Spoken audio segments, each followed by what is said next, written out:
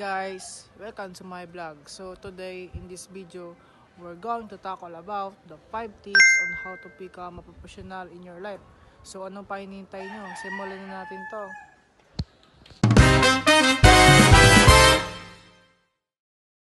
First step, being responsible. Isa rin sa tatak ng pagiging professional ay pagiging responsable. Dapat ay gawin mo ang mga bagay na sa maayos o sa tamang oras. Dahil sa totoo lang, ang pagiging professional ay tatak na pagiging responsable. Step number 2, pagiging magalang sa pakikipag-usap. Ikalawa ay komunikasyon. So sa komunikasyon ay dapat piliin natin ang salita, makinig sa kasama, at siguro din natin na may respeto tayo sa buong oras. Dahil iba ang dating kapag marunong kang makisama sa lahat ng tao. Step number 3, tuloy sa pag-unlad. Pangatlo, keep improving, mag-aral, magbasa, mag-practice, huwag tumigil dahil ang pagiging profesional ay hindi nauubusan ng natutunan.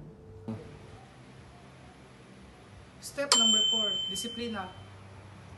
Time management, focus, emotional control. Aminin natin na mas mahirap ito, ngunit ito ay nagbubukod sa average natin at pagiging profesional. Panghuli, integridad. Gawin ang tama kahit walang nakikita dahil ito ang tunay na marka ng pagiging profesional sa iyong buhay. Hi guys! So 5 lang yan, pero may pagbabago sa iyong buhay.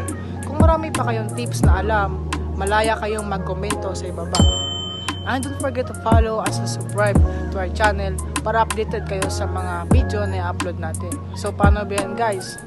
Bye bye and see you to my next video.